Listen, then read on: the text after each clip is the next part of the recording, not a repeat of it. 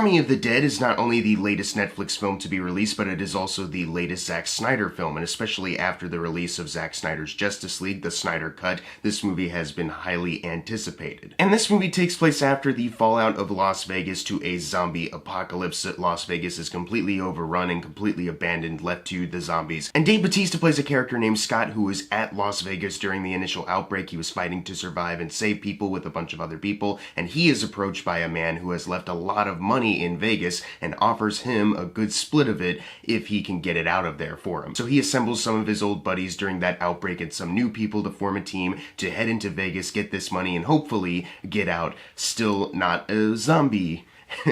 I was actually curious in this movie because I've said this before, but outside of his DC projects, which I'm not really a fan of, even Justice League, his Justice League, despite it being the best one, is still kind of to me. But I do enjoy a lot of Zack Snyder's movies. I still have not seen Sucker Punch, which I think a lot of people, even his fans, will admit is not very good. But I enjoyed Dawn of the Dead. I just watched that for the first time a couple weeks ago. It's really good. Watchmen, I think, is solid. 300's good. Legend of the Guardians. I do like a lot of Zack Snyder's movies, so I was hoping that this, considering it is him going back to zombies, which is what ultimately kind of started his career as a film director, and especially considering how much he's changed and evolved as a filmmaker, I was really curious to see what he was going to do with this, especially considering the premise, a heist film with a zombie apocalypse backdrop. That sounds really fun. It's a really good premise. It's one of the best things going for this movie. So even though he had a writing credit on this, I wasn't too worried because he was writing it with two people who previously worked together on John Wick Chapter 3, a movie I found very enjoyable, really fun. So I was really hoping that this could really pan out.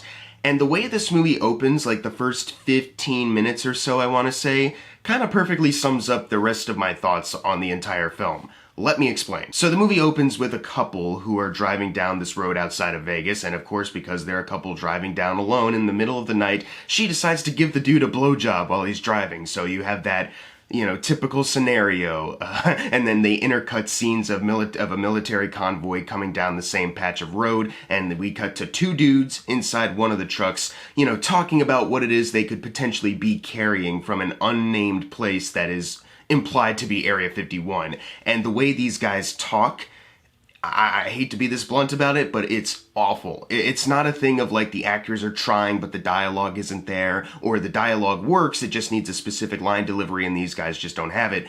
It's both. The writing sucks and the acting is horrible. How Zack Snyder directed these actors is embarrassing.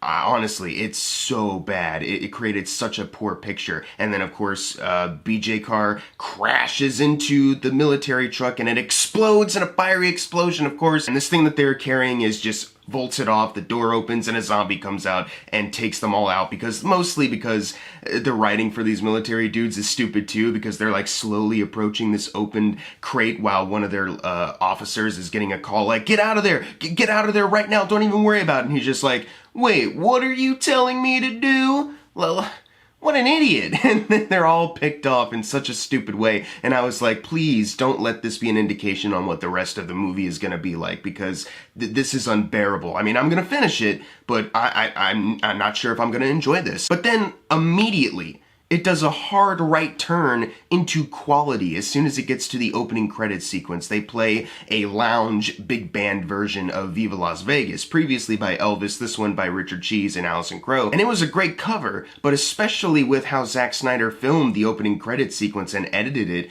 it was fan-fucking-tastic. It's such a great way to introduce the movie, to establish what has happened here before. Here's some of the characters you're going to be seeing throughout the rest of the movie. Here's kind of how they're tied to this incident. It's fantastic. It's a really legitimately great opening, and it might be one of my favorite opening credit sequences of all time, just simply because of the great filmmaking and the great song choice. It's honestly so much fun. And ultimately, that experience sums up my entire viewing of this movie, is that there is some fun to be had here. There is some really fun action that we know Zack Snyder is capable of delivering. There's some really great zombie makeup for these guys, especially with the different costumes they wear. They try to differentiate them in that way. It all looks fantastic. There's some great visual effects shots, including the zombie tiger, which looks excellent. The destroyed Vegas backdrop, the mix of practical effects for the sets the actors walk on and then the visual effects to create the rest of the city. It looks fantastic. It's so much fun to just kind of look at some of the stuff they present to you. So there is some fun to be had with this movie, but to get to that, you have to go through a lot of bad acting, bad writing, bad world building, bad creative choices. I'm very conflicted on this movie overall, because I want to be totally bought into the premise. I want to have a good time with this, but there's so much else wrong with this. Like, first of all, let's just get into it. Yeah, the dialogue continues as being really awful in this. There's certain moments where actors have to say something really bad, and they can't even pick it up, so their performance starts to come across as wooden. Not all of these actors are bad. I know that because the rest of the movie, they're totally competent and they're totally fine, but there's just certain moments where they had to deliver some flat, bad dialogue or some bad attempts at humor, and it never really kind of clicked for me. Like, there's a couple moments where I chuckled maybe, but I didn't find any of the attempts at humor legitimately good. And after a while, it really did start to do a disservice to a lot of these people's performances, which is unfortunate. But at the same time, there's also not enough to these characters for you to even care about them to begin with, or care about them as the movie goes on. The closest you care about any character is Dave Bautista. He's easily the best. I think he's just a really great actor. Like, as far as like wrestlers turn to actors, I'm honestly in huge admiration of his creative choices for his career. Like, he's not just like, I want to be a leading action man and do a bunch of shit where I look totally badass and I'm the best at anything I do. I might have some character conflict, but I'm going to easily overcome it because I'm the best person in this movie. I'm the best hero. He's the kind of guy who's like, yeah, I was in Guardians of the Galaxy and I'm going to play like a buff villain for James Bond to fight Inspector, but Hotel Artemis sounds interesting. I want to try that.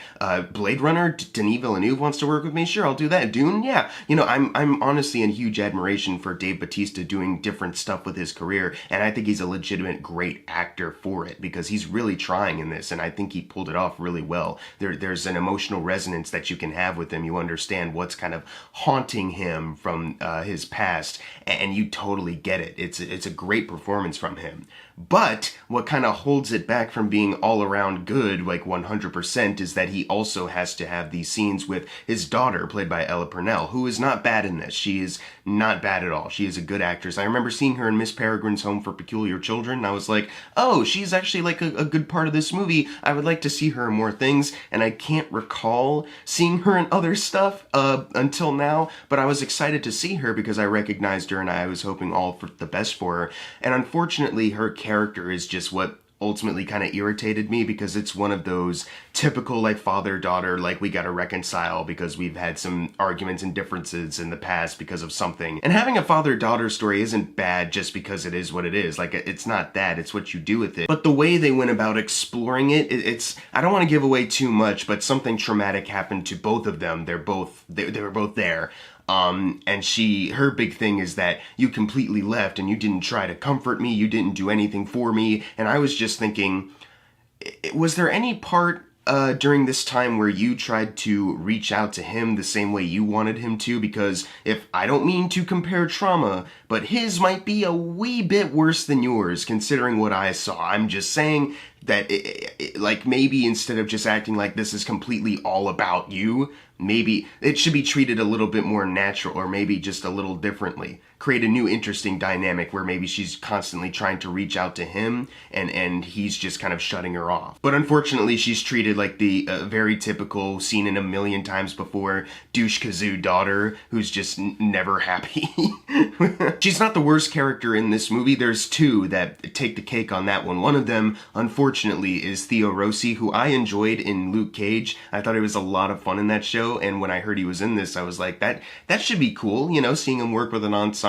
Like, let's see what his character is all about. And I was immediately disappointed to find that he's like an over-the-top kind of slime ball, but not in a way where you feel like legitimately threatened by this guy, because he's definitely trying to be representative of a lot of like real life slime balls who have high up positions that take advantage of people.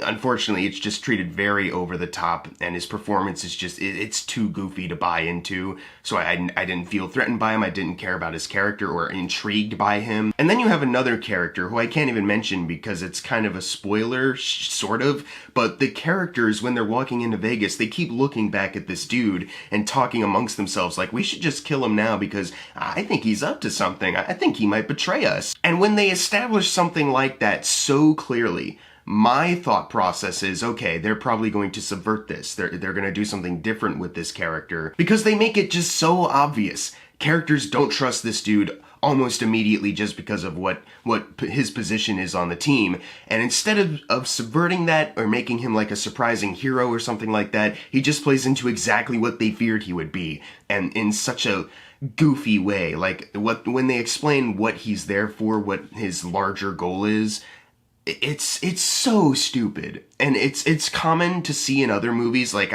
without spoiling anything, Jurassic World. One of the key things that people didn't like about Jurassic World, here in this kind of, and it's like, man, this is too stupid. So those two were like the worst characters in this, but every other character didn't annoy me. Like they weren't necessarily bad at all. They just weren't given enough to stand out, especially considering how crappy some of the dialogue was. Like there's a dynamic between Omari Hardwick and Matthias Schweighöfer. Those two, like, they have a very basic kind of like, oh, Matthias is the like nerdy kind of dork in the team, but he's the safecracker. He may not be up for action, but he's got to get to the safe. And then Omari Hardwick is the like buff badass dude with the killer chainsaw thing. So of course these two don't get along at first, but then as the movie goes on, they kind of like, you know, fist bump like, yeah, we're totally bros. And it's treated in a way that's super basic. It's not really highlighted on a whole lot as far as like how they actually grow and become friends. But seeing that simple dynamic, like it was just a very simple like character arc between those two, that I enjoyed it more than a lot of the other characters, just because they were at least trying to do something, and ultimately they did. Even if it was super basic, they ultimately did pull off what they were trying to do. Every other character has an interesting setup, but not a satisfying conclusion or a satisfying arc to go through. Like one of them is like a social media influencer who kills zombies on YouTube, like Jake Paul if he was in the zombie apocalypse pretty much. And I was like, that's an interesting setup for this character, and he's bringing his entourage with him for the mission. How is this going to go? This could be really interesting. You could do something really fun with this. And they kind of drop any potential with that character, and there's several moments where you kind of need to feel something for this guy, and you don't, because other than just the setup, he's a social media star, they don't do much with him. Other than, of course, the bad jokes that I mentioned before. All of a sudden, like near the end of the second act, maybe middle, they throw in a romance subplot. Just all of a sudden, out of nowhere, a romance subplot just comes barreling in, and I'm like, what is this? They have not hinted at this before. It's now becoming a thing when there's other stuff going on, and other stuff maybe we should be focusing on a bit more. But at that point, they decided we need a romance subplot. And it's because 5 minutes later, they cut it off really quick. And I was just sitting there like, wow, you threw this in just so you could potentially get a cheap emotional reaction out of the audience. Okay, I see what you attempted to do, but ultimately it fell flat on your face doing. I do want to give a special shout out to Tig Notaro though, because she did not have an easy role in this, because she had to work with nothing. She had to be green screened in. They were replacing Chris D'Elia, accused of sexual harassment against a minor. So having to work off of pretty much nothing but a green screen and not the rest of the cast, that can't be easy, and you can kind of tell in the performance. It's not one where you're like, she's totally working off of the actors well. It's one of those where you're like, I'm not sure if she knows where she is right now. But as far as like putting her in, they do a really seamless job of doing it. Like I was looking really closely to see like, can I tell? And you can kind of tell what they did, but it's nothing too distracting where you're like, this is awful. Why did they even attempt to do this? Like, no, it actually did look pretty good for what they were trying to do. Unfortunately, I feel like I feel like either she was just doing like some improv lines that unfortunately didn't work, maybe because she's working by herself, or she was just left with the Snyder dialogue that she just had to use. Either way, I just didn't really find her character all that funny. But as far as like acting wise, she does have like a nice charm to her. I wish she was kind of there from the beginning. You know, it's kind of weird they got Chris D'Elia from the start. That's a weird casting choice. Not as weird as Sean Spicer, who appears in a cameo role. That's true. He's in this movie as a cameo role. I didn't even notice him until Twitter pointed it out, and I was like, holy shit. Why? I think I've talked enough about characters. There's another part of the writing I wanted to address real quick, is that the world building feels oddly flimsy. For a movie that opens with this opening credit sequence really well, that kind of gives you a brief summary of the destruction of Vegas, there's other parts about the world that are unfortunately just, they feel very flat. Like, there's certain theories that are going around now concerning like what's happening in this movie and what could be potentially happening in other franchises, like the Lost Vegas prequel that's going to be an anime, or the prequel with Matthias, or a potential sequel that maybe they'll explore some of these other things. And a few of the theories I read, like, hey, that sounds interesting. I just wish it played a bigger part in the movie that I'm watching right here, because I did notice some of these things, like, hey, what's up with that? Like, what's up with that thing? And it would have been nice if the movie maybe did something with that instead of having to wait for something else to come out to fill that in. It makes me think, like, did certain aspects of the characters and the world feel like restrained just because they wanted to save it just for other franchise material? If so, it's a little lame. There's one theory, though, that I won't spoil, but it's too out there, and I was reading it like, you gotta be fucking kidding me. Like, this is really stupid. But it's not like I can blame people for coming up with fan theories. It's obviously a really fun thing to do, but just the world building feels so flimsy. Of course people are gonna try to piece some things together. Like, there's one scene where a character kind of lays out this like super meta but also like philosophical kind of like, why are we here thing. And when I watched that, I was kind of like, well, that was a weird time to put this in the movie, but maybe it was a joke that didn't really land. But people are kind of running with that as the main theory that I just mentioned, and it's like, guys, this sounds ridiculous and dumb. So there's unfortunately a lot of creative choices from the writing that I unfortunately did not really care for, but there's a lot of other technical stuff that's really fun, except for the cinematography. Now, it mostly looks good. I will give it that. It's a different look, especially compared to a lot of other Zack Snyder films, and for the most part, it looks alright. They explain, like, it creates this kind of effect that was totally intentional, and I'm like, yeah, I can see how you were going with that, but because of the shallow depth of focus, it also kind of works against a lot of the other work that the visual artists are doing, whether it's practical effects or the CGI itself, because when the shallow depth of field is that way, and it's only focusing on the actor and everything else is like a blur behind them, it makes the movie feel oddly confined and a little cheap, when it's obviously not. It's not a cheap movie. They put a lot of money into this, but the way the cinematography at times was presenting some of these shots, and it's mostly when they're all outside, when it's all close-ups on them. Whenever it's like a digital shot where it's far away and you're just kind of looking at the landscape, or they're walking to a place, it's like, that looks really great. As soon as they try to get intimate, that's when it starts to look cheap. For the most part, technically, a lot of things are working, but every once in a while, I was just pulled out because of this creative choice that Zack Snyder made, where he was like, I gotta DP this myself because I've got some lenses. I have like a custom made up camera to shoot this. I want to experiment with this camera. And it's like, hey, experiment all you want, but I feel like this is ultimately doing a disservice to your product, because I was thinking back to the premise, one of the best things about this movie, the premise, and I was thinking, if you really want this to be like a zombie heist movie, filming this movie in the style of like an Ocean's 11 would really work. Have a cinematographer that has like a lot of wides, a lot of great planned out shots, smooth kind of dollies and pans and transitions, and then adding zombies into it, but having the stylistic aesthetic of like a regular Ocean's 11 heist movie. That would really work for this movie's benefit. That would make this really more interesting. Instead, it's helmed in a very just like, I'm holding the camera on my shoulder, let's go kind of way. And it's not really as snappy as a lot of heist movies should be. Instead of Zack Snyder approaching the cinematography with, I want to try this, maybe he should have thought, well, what would work best for the premise? What would work best for the story? And I think bringing on a cinematographer like Larry Fong, maybe, to come in and actually hear the premise and go, I think it should be shot this way, and here's why that's beneficial, that would have been really cool. I hate to say this, but after the movie was done, I was picturing in my head, what if this was a re-team between Zack Snyder and James Gunn? What if James Gunn came in, saw the premise, and saw the rest of the script and was like, yeah, what if I erase some shit here and give you another rewrite? And he hands in another script.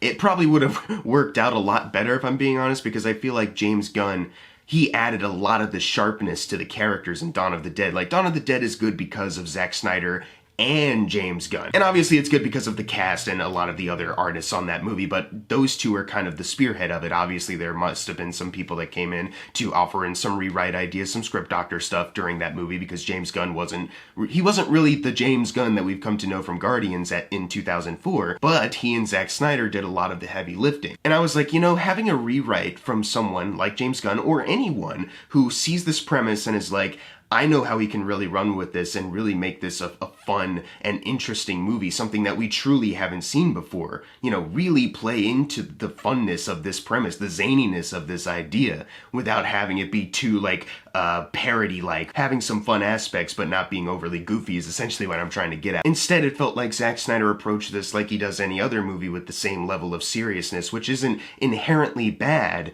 but considering how this movie ended up, how many choices were made that ultimately created something kind of draggy, except for when there was action, that's when I have to say maybe you should have approached this a little differently, because it seems like the only thing that got in Zack Snyder's way was Zack Snyder. It's not a bad idea for a movie. There are certain ideas he has that could be really great in execution, but it seems like the common problem, at least for the Zack Snyder movies that I've seen that I don't like, the common problem usually is also Zack Snyder. I'm gonna give Army of the Dead a C+. It does have some fun moments. It's got some good action, some good visual effects from the practical side and the digital side. Tom Holkenborg comes in with another great score. That's really fun. And the Richard Cheese opening credits, that alone is like a point for this movie as far as positives go. And the actors mostly are trying, and they're not all bad, but there's just some shallow writing, some really poor world building, and some poor direction at times too from Snyder that I wish was improved a bit more. I know Netflix is the studio of creative freedom no matter what,